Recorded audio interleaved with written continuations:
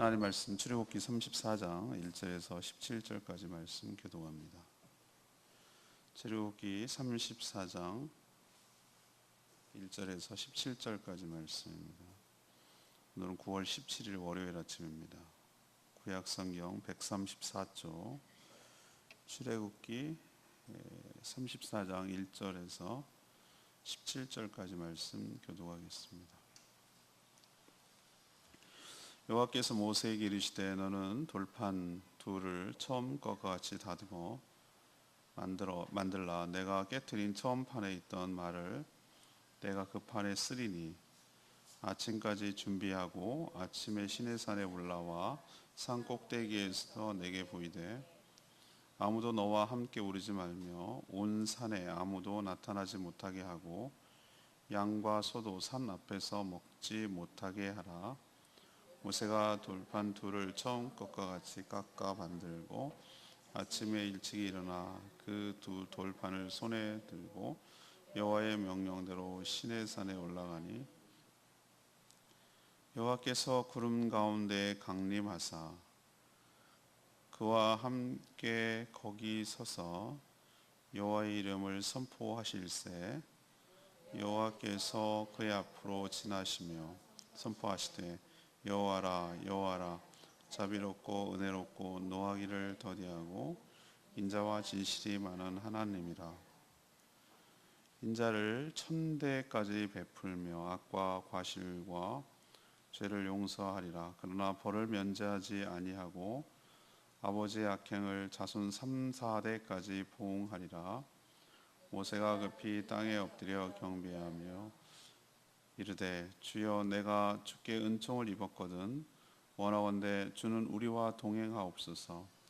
이는 목이 뻣뻣한 백성이니이다. 우리의 악과 죄를 사하시고 우리를 주의 기업으로 삼으소서. 여호와께서 이르시되 보라 내가 언약을 세우나니 곧 내가 아직 온 땅 아무 국민에게도 행하지 아니한 이적을 너희 전체 백성 앞에 행할 것이니라. 내가 머무는 나라 백성이 다 여호와의 행하심을 보리니 내가 너를 위하여 행할 일이 두려운 것임이니라. 너는 내가 오늘 네게 명령한 것을 삼가 지키라. 보라 내가 네 앞에서 아모리 사람과 가나안 사람과 헷 사람과 브리스 사람과 히위 사람과 여부스 사람을 쫓아내리니 너는 스스로 삼가 내가 들어가는 땅의 주민과 언약을 세우지 말라. 그것이 너희에게 올무가 될까 하노라. 너희는 도리어 그들의 제단들을 헐고 그들의 주상을 깨뜨리고 그들의 아세라 상을 찍을지어다. 너는 다른 신에게 절하지 말라. 여호와는 질투라. 이름하는 질투의 하나님이니라. 너는 삼가 그 땅에 주민과 언약을 세우지 말지니 이는 그들이 모든 신을 음란하게 섬기며 그들의 신들에게 제물을 드리고 너를 청하면 뇌가 그 제물을 먹을까 함이며 또 뇌가 그들의 딸들을 내 아들들의 아내로 삼음으로 그들의 딸들이 그들의 신들을 음란하게 섬기며 내 아들에게 그들의 신들을 음란하게 섬기게 할까 함이니라. 너는 신상들을 부어 만들지 말지니라. 아멘. 오늘 말씀을 요약하면 이런 겁니다. 하나님은 모세에게 다시 돌판을 만들어 가지고 시내산으로 오라고 하셨습니다. 다시 말하면 하나님은 자신을 자비와 은혜가 풍성하며 인자와 진실이 많은 자라고 소개했습니다. 인자를 천대까지 베풀지만 악행은 반드시 갚는 자라고 하셨습니다. 가나안 땅에 들어가서 그들을 쫓아내며 그들과 언약을 맺지 말고 특히 그들의 신들을 절대 섬기지 말라고 당부하셨습니다. 하나님은 질투하시는 하나님이라고 그렇게 말씀하셨습니다. 오늘 질문은 오늘 상황은 하나님과 다시 언약을 맺고 세우는 그런 과정이라고 할 수 있고 오늘 던지는 질문은 하나님은 어떤 분인가? 하나님은 어떤 분이신가? 이것이 오늘의 질문이 되겠습니다. 첫 번째로 6절에 있는 말씀을 근거로 하나님은 자비롭고 은혜로우신 분인 줄로 압니다. 이 금송아지 사건으로 분노한 하나님은 이들을 전부 진멸시키고 모세로부터 다시 시작하려고 하셨습니다. 하지만 자신의 목숨을 건 모세의 간절한 중보기도를 통해서 하나님께서는 이 계획을 철회하셨습니다. 언약 관계를 시행하기도 전에, 시작도 하기 전에 이미 언약 관계가 깨졌기 때문입니다. 모세가 던져서 깨진 그 증거판, 돌판, 이것은 단순한 모세의 분노를 의미하는 것만은 아닙니다. 이것은 하나님과의 관계, 언약 관계가 깨졌다라는 것을 상징하는 사건입니다. 하나님은 모세에게 깨진 것을 대신할 돌판 둘을 처음 것처럼 똑같이 만들어서 준비해 가지고 자신을 만나러 산으로 오라고 하셨습니다. 이렇게 하는 것 자체가 하나님의 은혜이고 축복인 줄로 믿습니다. 다시 한번 기회를 주겠다는 뜻이거든요. 하나님과 이스라엘 백성들 다시 언약을 맺고 그 언약을 지킬 수 있는 기회를 한 번 더 주겠다라는 것을 의미하기 때문에 이 자체가 축복인 것이죠. 회복시켜 주겠다는 뜻이기 때문에 그렇습니다. 그래서 하나님이 모세를 만나서 자신을 얘기를 하는 거예요. 자신의 성품에 대해서 얘기를 하는데 5절에 나오시죠. 5절에 나오죠. 여호와께서 구름 가운데 강림하사 그와 함께 거기 서서 여호와의 이름을 선포하실세. 여호와의 이름을 선포한다는, 이름을 선포한다는 개념은 이름이 뭐예요? 라고 하는 게, 이름에 갖고 있는 그 함축된 의미는 하나님이 어떤 분이라는 것을 설명하겠다는 뜻이에요. 그래서 선포합니다. 그 6절 7절에 나오거든요. 여호와라, 여호와라, 자비롭고 은혜롭고 노하기를 더디하고 인자와 진실이 많은 하나님이라. 인자를 인자라는 것은 어질고 자비로운 걸 말하는 것이죠. 사랑을 말하는 거죠. 천대까지 베풀고 악과 과실과 죄를 용서하고 그러나 벌은 면제하지 않고 하나님의 아버지의 악행을 자손 3세대까지 보응하리라. 공의 하나님이라는 뜻이죠. 우리는 자꾸 3, 4대 이런 것만 관하는데 앞에 인자를 1000대까지 베푸는 거에 비교하면, 서로 비교하자면 어느 쪽에 더 무게가 있는지를 우리가 알 수 있는 것이에요. 오늘 언약을 다시 맺으면서 모세를 통해서 우리에게 가르쳐주고 또 그 하나님의 이름을 선포하는 과정을 통해 하나님이 어떤 분인가를 우리가 알 수가 있어요. 하나님은 어떤 분이시죠? 자비롭고 은혜롭고 노하기를 더디하시고 인자와 진실함이 많으신 분. 인자함을 1000대까지 베풀며 악과 과실과 죄를 용서해 주시는 분. 말 그대로고 실제가 그렇다는 거예요. 만약에 하나님이 이러지 않았으면 우리는 벌써 죽은 인생이에요. 우리는 살 수가 없어요. 살 수가 없어요. 하나님이 이런 분이 아니었다면 우리는 지금까지 목숨을 부지할 수가 없어요. 하나님이 이런 분이니 천만다행이고 정말 감사한 것이죠. 우리는 하나님을 알되 힘써 하나님을 알아야 되고 이런 하나님의 성품을 악용하면 안 되는 것이에요. 하나님이 이러니까 봐줄 거니까 또 용서해 줄 거니까 물러 터졌으니까 이렇게 해도 또 해줄 거니까 이런 식으로 하는 것, 그 뒤에 그래서 걸어놓은 거예요. 악을 3, 4대까지 악행을, 벌을 면제하지 않은 악행을 자손 3, 4대까지 보응하리라 그랬어요. 하나님을 우습게 여기고 하나님을 만홀히 여기고 하나님을 가볍게 여기는 자, 하나님을 그 동기를 모르겠어요? 그런 자를 3, 4대까지 내리겠다는 말을 뒤에다 붙여놓은 이유는 하나님의 자비하심과 긍휼과 인자심을 가볍게 경홀히 여기지 말라는 뜻이에요. 그리고 그분의 성품에 감사하시고 그분이 어떤 분인지를 우리가 힘써 알아가는 저와 여러분 되기를 소망합니다. 하나님은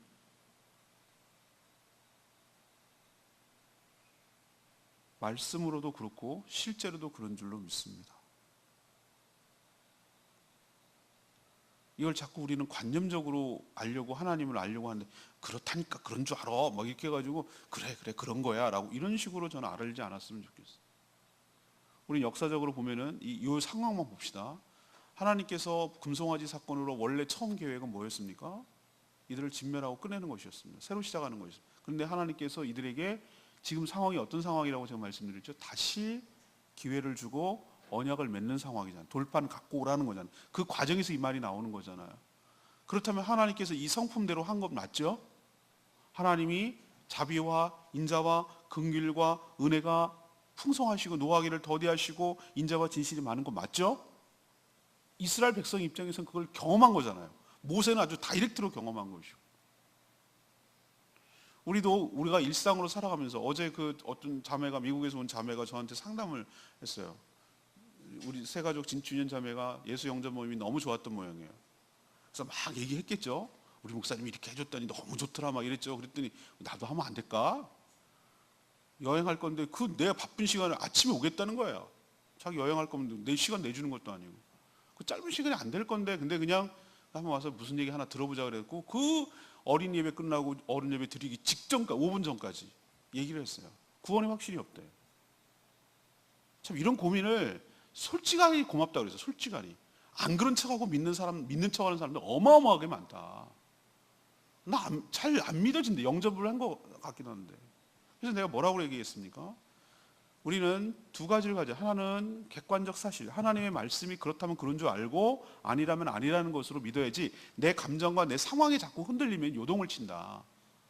이미 사망에서 생명으로 옮긴 줄로 믿는다. 그럼 믿어야 된다. 영접하는 자가 곧 그 이름을 믿는 것인데, 그러면 하나님의 자녀가 되는 권세를 주셨다고 했으면 그런 거다. 아닌 것 같은데, 자꾸 그렇게 내 기분, 내 상황을 자꾸 의지하고 그러면 우리는 구원에 확신이 끝까지 없게 된다고. 말씀을 믿으라고. 내 기쁨, 내 생각과 내 감정을 믿는 것이 아니라. 근데 그걸로 끝나면 안 된다. 하나님을 실제로 경험을 해야 된다. 그런 분이라는 걸 경험해야 된다. 그것이 제일 좋은 방법이, 하나님의 말씀이 어떤 분인지 말씀을 통해서 그분을 계속 알아가야 되고 탐구해야 되고, 또 임상적으로 내가 실제 실생활에서 하나님을 체험해야 된다고 그랬어요. 그 체험은 기도와 응답의 형태로 체험이 가장 확실하고 빠르다고 그랬어요. 우리가 어린애처럼 엥 울면 그 부모가 찾아와서 내 필요를 채워주시지. 그 자매에게 내가 그런 질문을 던졌어요. 당신은 당신의 부모가 당신의 부모인 걸 언제부터 알았냐고 그랬어요. 당신 부모인 거 봤냐고. 옛날에 어렸을 때 우리 부모 할머니들이 막 놀려 먹었잖아요. 너 다리 밑에서 주워왔다고. 진짜 얼마나 그때 불안했는 줄 아세요? 나는 진짜 입양됐나? 고아인가? 다리 밑에서 주워온 거 맞아요. 다리 밑에서 주워왔지. 지금 어디서 주워왔어? 그렇게 우리를 흔들어 놨는데, 그걸 어떻게 하냐면, 어떻게 믿냔 말이죠. 그거는 부모와의 교감, 부모가 나를 사랑한다는 거, 부모와의 어떤 에피소드, 부모가 나를 터치하는 거, 나의 필요를 채워주는 거, 이런 깊은 수많은 상호작용을 통해서 이분은 믿을 만한 분, 이분은 나를 사랑하는 분, 이분이 나를 아껴주시는 분, 일방적으로 내가 잘하는 것에 비해서 훨씬 더 잘해주신, 이런 것을 깨달아가는 과정을 통해서 그분의 실체를 알게 되고, 그분이 나의 부모님을 알게 되고, 그분이 나에게 좋은 분이라는 걸 알게 되지 않냐. 우리가 자꾸 신앙적으로 관념적으로, 그러니까 활자화돼가지고 문자 속에서 죽은 믿으라니까 하나님은 자비롭고 은혜롭고, 뭐 그게 신앙이겠어요? 그거 아니고, 그거는 반쪽짜리 신앙이고, 정말로 내가 하나님이 어떤 분인지를 내가 남 얘기가 아니고, 성경 속의 얘기가 아니고, 내가 체험할 때 그 하나님이 나의 하나님이 되지 않겠습니까? 여러분도 제발 그 어떤 생각 속의 하나님이 아니라 나의 삶 속의 나의 하나님, 내가 만나는 그 하나님, 나랑 관계를 맺는 하나님. 남은 다 몰라도 돼. 나와 둘이 쏙닥쏙닥하고 나만의 둘의 비밀을 만들어가는 그 하나님이 여러분의 하나님이 되기를 원하는 것이. 그게 진짜, 그거를 두 가지가 있어야 되는 것이, 하나님이 어떤 분인지 객관적 사실이 있어야 되고, 그것이 검증하는 과정이 있고 체험하는 과정이 있어야 되는 것이고, 그럴 때 믿음이 흔들리지 않아요. 의심하지 않게 돼요. 그 자매가 그렇게 얘기했어요. 그래야 누가 뭐라 그래도 그렇게 두 가지가 분명한데, 객관적 말씀의 사실과 분명한 내 주관적 나만의 체험이 분명한데, 체험 어쩌고저쩌고 뭐라 그러는 사람이 있어. 아니요, 난 체험도 필요하다고 생각하는 사람이에요. 체험이 없으면 믿을 수가 없어. 그렇죠? 그렇다면 오늘 첫 번째로 오늘 질문이 그거예요. 하나님은 어떤 분이신가라는 것을 경험하는데, 오늘 상황 속에서, 말씀 속에서 나오는 하나님은 이스라엘 백성들에게 금송아지 사건으로 죽을 뻔했는데 또 한 번의 기회를 주시는 분인 것을 봤을 때 하나님은 자비롭고 은혜롭고 인자가 풍성하신 하나님이신 줄로 믿습니다. 그런 하나님이기 때문에 여러분에게 또 한 번 기회를 주는 거예요. 그런 하나님이시기 때문에 여러분을 재기시키고 여러분을 끝까지 포기하지 아니하시고 여러분을 다시 끌어안고 다시 자기의 사람으로 삼으시고 기회를 주시고 사랑하시고 예뻐해 주시고 아껴주시는 하나님이신 줄로 믿습니다. 저는 그것을 경험했기 때문에,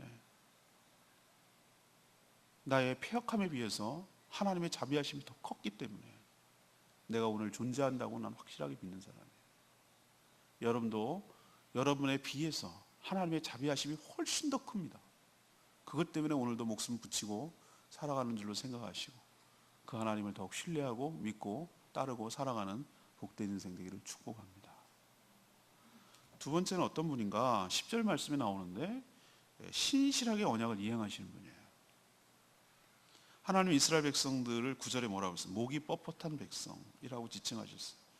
이 말은 교만하고 완고하고 자기 고집대로 행하는 족속이라는 의미가 강해요. 그러니 하나님을 불신하고 자기 멋대로 금송아지를 만들죠. 이들이 앞으로 언약을 잘 이행할 수 있을지 의심이 되고 신뢰가 가지 않는다라는 뜻이 이 한마디로 표현되는 거예요. 목이 뻣뻣한 백성이다. 하지만 거기에 비해서 하나님은 어떤 분이시죠? 한 번 맺은 언약을 신실하게 지켜나갈 것을 약속하세요. 그래서 10절에 뭐라고 했습니까? 아직 온 땅의 아무 국민에게도, 백성에게도 행하지 않는 이적을 이스라엘 전체 백성 앞에서 행할 것이다 라고 약속하셨어요. 너만 특별하다는 거예요. 너만 그렇게 행하겠다는 거예요.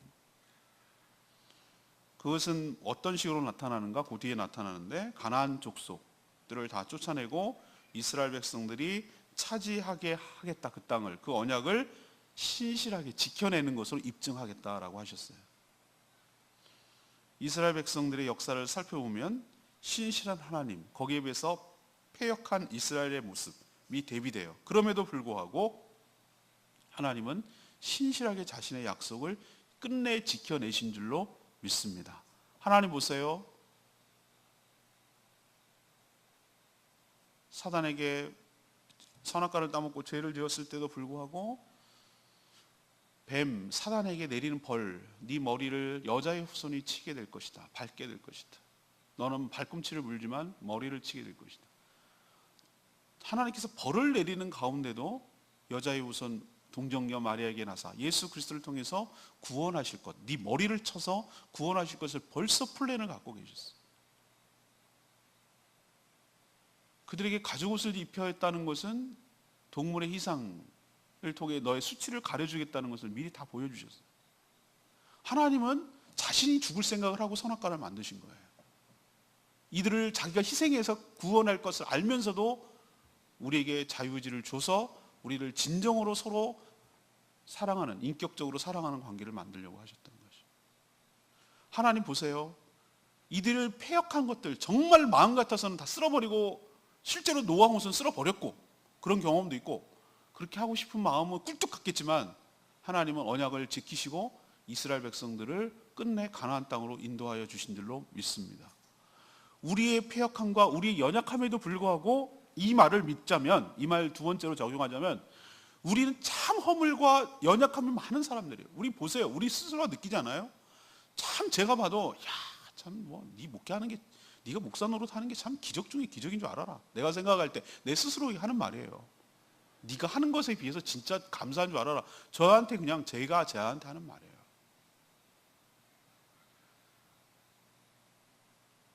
우리가 하는 것에 비해 하나님이 훨씬 더 신실한 분인 줄로 믿습니다. 우리는 하나님과 약속한 것을 잘 지키지 못하는 족속들이에요. 근데 하나님은 자신이 한 약속, 신실하다는 것은 믿을만하다는 거예요. 일관성이 있다는 거예요. 항상 똑같은 반응이 나온다는 거예요.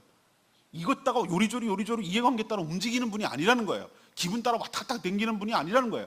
우여곡절은 많겠지만 자신이 처음에 했던 그 약속을 끝내 지키는 분이란 뜻이에요. 그래서 우리는 믿을 수 있고 맡길 수 있다는 뜻이에요. 하나님이 그랬어요. 보세요. 확 쓸어버리고 싶은 마음이 있겠지만 물론 겉으로는 표면적으로는 모세의 중보기도 때문에 처리한 것처럼 보이지만 아니요.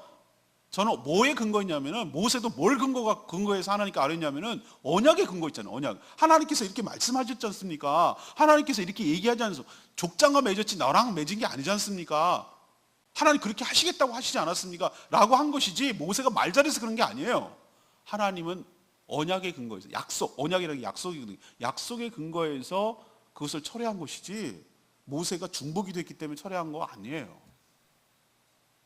그렇기 때문에 우리는 두 번째로 하나님을 알아야 될 게 뭐냐면은 하나님은 일관성이 있고 항상 그 약속대로 이행하시고 그것을 끝내 약속을 성취하실 분이기 때문에 우리의 구원이 우리가 한 것에 비해서 이게 될까? 우리가 천국 갈 수 있을까? 이 땅과 새 하늘과 새 땅이 이루어질까? 주님이 다시 오셔서 악을 쓸어버리고 정말로 새 하늘과 새 땅이 이루어지고 우리가 왕노릇하게 될까? 라는 것이 우리가 보면 너무 못 믿을 얘기같이 느껴지지만 우리가 근거가 되는 것이 아니라 하나님의 약속, 하나님의 능력, 하나님의 성품, 그분의 신실하심 때문에 이 약속이 끝내 성취될 줄로 믿습니다.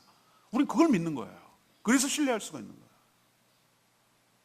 그 큰 그림 말고 작은 그림으로 우리에게 쳐도 하나님께서 성경 속에 약속하신 디테일한 여러 가지 약속들이 우리는 불성실해도 우리는 신실하지 못해도 하나님은 신실하시기 때문에 하나님이 그 약속대로 말씀대로 우리 삶에 적용하며 우리가 그대로 순종했을 때 그 결과를 그대로 예상할 수 있고 그대로 우리가 취할 수 있게 될 줄로 믿습니다. 하나님은 어떤 분? 신실하신 분인 줄로 믿습니다. 세 번째는 13절 말씀 근거로 우리 백성을 우리를 향해 질투하시는 분인 것을 알 수 있습니다. 하나님이 이스라엘 백성들을 언약대로 아무런 감정 없이 문자적으로 기계적으로 적용해서 약속을 이행하시는 그런 분만은 아니에요. 하나님은 인격을 가지신 분이에요. 인격이라는 게 뭔지 아십니까? 지정의를 가졌다고 생각하고 느끼고 의지적 결단을 하시는 분이라고. 우리 그렇기 때문에 하나님의 형상을 닮았다는 얘기는 하나님의 그 부분을 닮았다는 얘기예요. 우리도 독자적으로 생각하고 think 느끼잖아. feel. 그 다음에 뭘 의지적으로 뭘 결정하고 하겠어. 이렇게 will 이렇게 하잖아요. 이게 독립적 개체가 바로 한 인격체를 말하는 거거든요. 하나님도 상처받나요? 예, 상처받습니다. 하나님 화나시잖아요? 왜 화납니다? 그분은 살아계신 분, 인격적인 분이기 때문에. 이스라엘 백성들에게 다시 한번 기회를 주고 신실하게 이렇게 언약을 이행하는 이유가 여러분 뭘까요? 왜 그럴까요? 왜 이렇게 일방적으로 하나님 손해보는 짓을 할까요? 이유는 딱 한 가지예요. 사랑하기 때문이에요. 사랑하면 이해관계를 초월해요. 그냥 내가 늘 당하고 내가 늘 손해를 봐요. 그래도 사랑하기 때문에 가능한 거예요. 이게 사랑이에요. 설명할 길이 없어요. 이걸 왜 그러는지에 대해서 설명할 길이 없어요. 근데 하나님께서 오늘 보여주셨어요. 하나님 뭐라고 오늘 표현합니까? 내가 너네들을 14절 여호와는 뭐 하는 것이다? 질투라. 여호와는 질투라고 표현했어요. 이름하는 질투의 하나님이라고 했어요. 질투의 하나님이래요. 그냥 하는 하나님이면 자신을 질투의 하나님이래요. 제가 생명의 삶 때 말씀드렸죠? 질투는 포지티브, 네거티브, 부정적 어감이에요. 긍정적 어감이 아니에요. 우린 질투 그러면 여자들이 제일 많이 하는 게 질투라는 감정이거든요. 남자들은 경쟁을 하고요. 여자들은 질투라는 감정을 해요. 남자들은 남과 싸워서 이기는 것을 쾌감을 느끼고요. 여자들은 남과 비교해서 내가 독점적으로 사랑을 받는 것을 중요시 여겨요. 그래요. 그게 원래 달라요. 그래서 시기 질투가 남자들보다 여자들이 훨씬 더 많아요. 나만 사랑하고 나만 바라보면 되니까. 남은 다 제끼고. 그런데 그래서 우리는 어감이 부정적인데 하나님이 질투의 하나님이라는 표현을 할 때 당황스럽잖아요.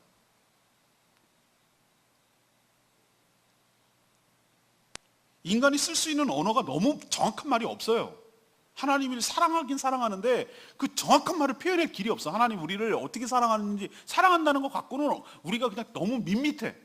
내가 너희들을 사랑한다. 이 말을 갖고는 이스라엘 백성들이 다가오는 어감이 너무 밋밋해서 뭔가 표현을 형용사를 쓰고 싶은데 쓸 방법을 찾다 그래도 그나마 부정적 어감임에도 불구하고 가장 근접한 언어라고 생각하는 것이 질투였어요. 질투하듯이 너희들을 사랑한다고.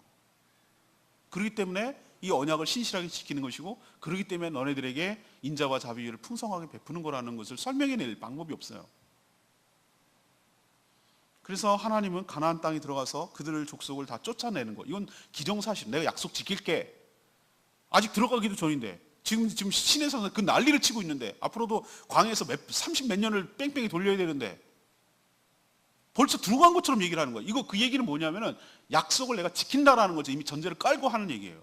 오히려 하나님 뭘 걱정하느냐면, 이스라엘 백성은 거기까지 들어가는 것도 지금 난감한데 하나님 들어가는 걸 전제로 하고, 너네들 거기 들어가서 그들을 다 쫓아내고 그들과 언약을 맺지 말고 그들이 섬기는 신을 섬기지 말라고 하는, 그들의 신들을 섬기지 말라고 하는 가운데 질투하시는 하나님이 나오는 거예요.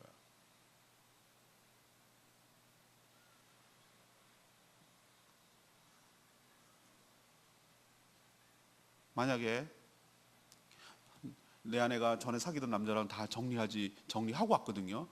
깡통에 다 불태우고 왔다고 나한테 얘기해줘서 너무 고마웠어요. 근데 계속 연락을 해. 오빠 생일 축하해, 오빠 고마워요, 그러고 연락하는 게 내가한테 들켰어. 내가 이렇게 얘기하는 거예요. 나 쿨한 남자야, 괜찮아, 그래도 돼. 만약에 내가 그랬다면 나는 아내를 사랑하는 게 아니에요. 쿨한 게 아니에요. 그거는 사랑하지 않는 거예요. 제 느낌 아시겠어요? 질투라는 걸 내가 설명하려고 이렇게 얘기하는 거예요. 하나님은 넓잖아요. 하나님은 이렇게 포용력이 크시잖아요. 하나님은 아니요? 이런 면에서 하나님 편협해요. 하나님은 그런 면에서 질투해요. 다른 것을 섬기고 다른 데 마음 주는 꼴을 못 봐. 하나님은 우리의 마음, 온전한 마음을 다 원해. 100%의 마음을 원해. 마음이 1도 나눠지는 걸 원하지 않아요. 딴 데 새는 걸 원하지 않아요. 양다리 걸치는 거 아주 못 견뎌해요. 그게 뭘 할지라도, 인격적인 존재도 아니고 돈일지라도. 그래서 예수님은 돈하고 재물하고 하나님을 동시에 섬길 수 없다고 그래서, 하나님 몹시 자존심 상해요. 깜도 안 되는 돈에게 얼마든지 할 수 있는 그걸 가지고 자기랑 비교한다는 것 자체가 너무 몹시 자존심 상하지만, 인간들이 그렇기 때문에 자기를 레벨을 동시에 놓고 어쩌면 하나님보다 슬쩍 이렇게 올려놓고 섬기기 때문에 하나님이 그런 얘기를 하는 거예요. 자존심 상해도. 하나님은 우리가 사랑을 쏟는데 딴 데 눈길을 주거나 이렇게 한눈 파는 것도 원하지 않아요. 온전히 올 100% 하나님만 바라보고 하나님만 사랑하기를 원하는 줄 믿습니다. 그런 사랑만 유지되면 하나님의 전부를 우리에게 다 주시는 거예요. 사랑하면 다 줘요. 신뢰하지 못하고 저 사람을 믿지 못하기 때문에 다 못 주는 거예요. 사랑을 올로 주지 못하는 거예요. 저 사람을 100% 신뢰한다고 생각한다면 전혀 중간에 가식과 거짓이 없고 막힘이 없고, 자기 것이 내 것이고 다 공유되고 자기의 모든 것을 그에게 주는 거예요. 이게 사랑이에요. 사랑이 단순히 관계를 의미하는 것이 아니라 이것은 생존의 방법이기도 해요. 그러니 여러분, 우리를 향해서 질투하시는 하나님의 그 말뜻을 이해하시고, 우리도 하나님을 질투하듯 하나님만 사랑하는, 다른 거는 다 제끼는, 하나님은 문제가 안 돼요. 하나님의 그 온전하고 순수한 사랑은, 질투하는 사랑은 하나님이 딴 데 한눈 팔지 않는다고. 내가 10절에 뭐라고 그랬어? 다른 나라에게는 이런 일을 벌이지 않을 건데 너네 나라만 그렇게 할 거라고 얘기해. 실제로도 그랬고, 하나님께서 우리를 다루시는데 차별하신다고. 우리를 향한 그 순수한 사랑은 의심하지 마세요. 하나님의 사랑은 오히려 염려가 되는 것은 우리가 하나님을 그만큼 사랑하느냐가 문제가 되는 거예요. 항상. 그러니 우리도 하나님이 우리를 사랑하듯 우리도 하나님을 온전히 사랑하는, 질투하시는 그 하나님의 사랑을 깨닫고 우리도 거기를 리액션하는, 그렇게 사랑하는, 한눈 팔지 않는 순수한 사랑을 하는, 하나님만 바라보는, 하나님 밖에 사랑하지 않는 저와 여러분 되기를 소망합니다. 이게 신앙생활 잘하는 거예요. 레마의 말씀 12절 말씀, 스스로 삶과 내가 들어가는 땅의 주민과 언약을 세우지 말라. 그것이 너희가 올무가 될까 하노라. 올무가 될까 하노라. 이스라엘 백성들이 보기에 가나안 땅에 들어가는 것도 너무 힘겨운 일로처럼 보이는데, 하나님은 마치 그것을 당연하게 여긴다고 아까 말씀드렸죠. 오히려 백성대로 들어가서 원주민들에게 접촉해서 거기에 동화될까 봐 더 염려하셨다고 그랬어요. 언약도 세우지 말고 그들이 섬기는 신에게 제사하지도 말고 제물도 먹지 말고 결혼도 하지 말고 뭐라도 접촉해서 만나면 서서히 빠져들고 거기 동화되기 때문에. 그러면 네가 평생이 올무 발목 잡히기 때문에. 발목 잡히기 때문에. 우리 창희 보고 내가 거기 가서 신신당부한 게 몇 가지 여러 가지가 있는데 너 거기 가가지고 조심해 너 여자들 조심해 너 내가 그렇게 얘기했어. 동남아 여자들도 조심해라 너. 인생 평생 발목 잡히는 수가 있다 너. 올무.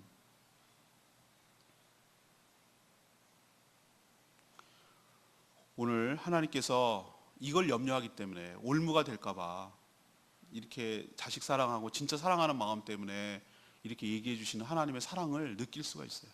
이것조차도 느낄 수가 있어요. 자, 오늘 질문으로 돌아갑시다. 하나님은 어떤 분이십니까? 지금 어떤 상황이라고 그랬죠? 다시 언약을 세우는 과정에서 나오는 얘기예요. 첫 번째는 뭔가 자비롭고 은혜로우신 분이라는 걸 알 수 있어요. 돌판 다시 깎아와 라고 말하는 것은 한 번 더 너에게 기회를 준다. 언약 관계를 다시 세우자. 계약서 찢어버렸는데 깨졌는데 다시 쓰자 라는 거예요. 여기를 통해서 자비롭고 은혜로우신 분이라는 걸 알 수 있어요. 두 번째는 하나님은 신실하게 언약을 이행하셔서 믿을 수 있는 분이라는 걸 알 수 있어요. 믿을 수 있는 분이라고. 세 번째는 우리를 사랑하실 때 어떻게 사랑하신다고? 질투하시듯 사랑하는 그런 하나님인 것을 알 수 있어요. 우리가 하나님을 아는 것만큼, 그게 안다는 개념이 저는 야다의 개념인데, 부부간에 아는 것을 내가 남자를 알지 못하나이다 할 때 그 야다예요. 그게 I know 라는 개념이 아니에요.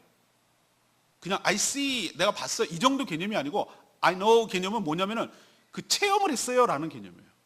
우리가 하나님을 아는 것만큼 우리의 신앙의 수준이에요. 여기서 안다는 것은 그냥 인포메이션을 들어갖고 알았어요 신실하신 분, 이게 아니고 내가 삶으로 경험한 하나님까지 포함하는 거예요. 그럴 때 그 수준이 나의 신앙의 수준이라고. 그런 여러분이 하나님을 알되 힘써 어떤 분인지를 알고 그분 안에 거하는 저와 여러분 되기를 소망합니다. 오늘 말씀 붙들고 기도하기 전에 554장 부르고 기도합니다.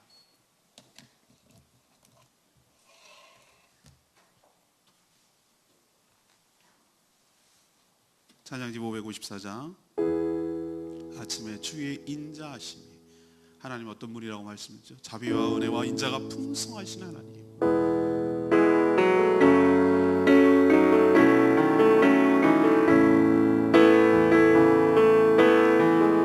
아침에 주의 인자하심이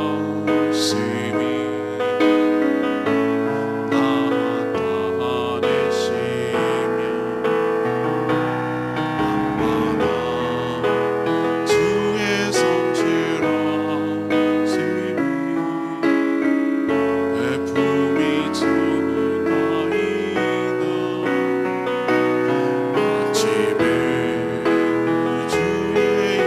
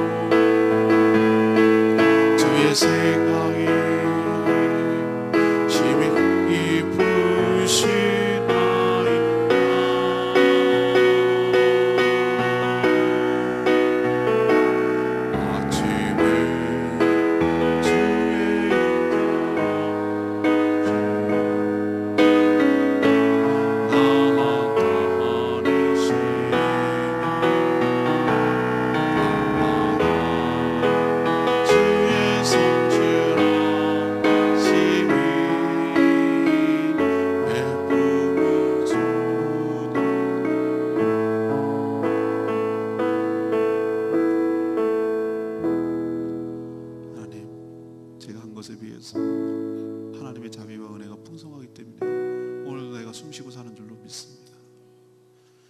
우리는 변덕이 죽을 듯하고 얼마나 배신을 밥 먹듯 하지만 하나님은 늘 일관성 있게 우리를 지키시며 그 약속을 어기지 않으시기 때문에 우리가 오늘 살고 있는 줄로 믿습니다. 우리를 사랑하시되 슬렁슬렁 사랑하시는 것이 아니라 질투하듯 사랑하시기 때문에 그 꼴을 못 보기 때문에 그렇게 뜨겁게 사랑하시기 때문에 우리가 오늘도 숨쉬고 사는 줄로 믿습니다. 우리도 그렇기를 원합니다. 우리를 그렇게 대하시는 그 하나님을 닮기를 원합니다. 우리도 하나님께 그렇게 대하기를 원합니다. 하나님을 알되 힘써 하나님을 알아. 그 하나님을 머리로 하는 것이 아니라 내 삶으로 체험하며 나만의 하나님을 경험할 수 있도록 축복하시고 우리의 신앙이 더욱 깊어지게 하려고 다 같이 주여 외치며 하나님께 기도합니다. 주여 아버지, 아침에 주의 인자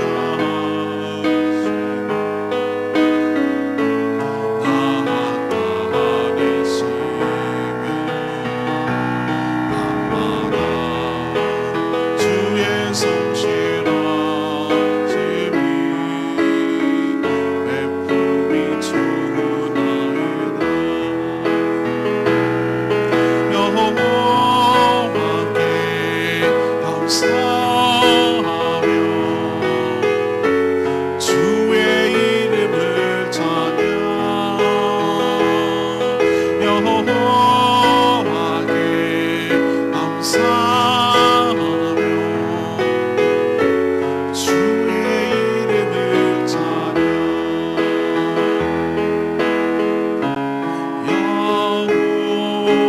여호와여, 주의 행사가 어찌 그리 크신지요. 주의 생각이 심히 깊으시나이다.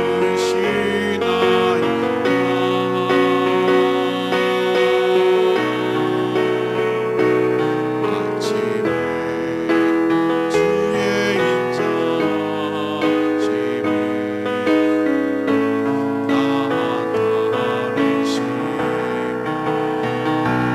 나타내시며 밤마다 주의 성실하심이 베풀이 주나이다.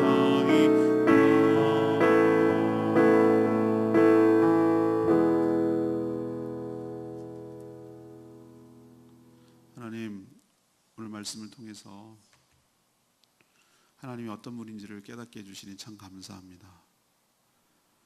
하나님, 정말 자비롭고 은혜롭고 인자가 풍성한 하나님이신 것을 고백합니다.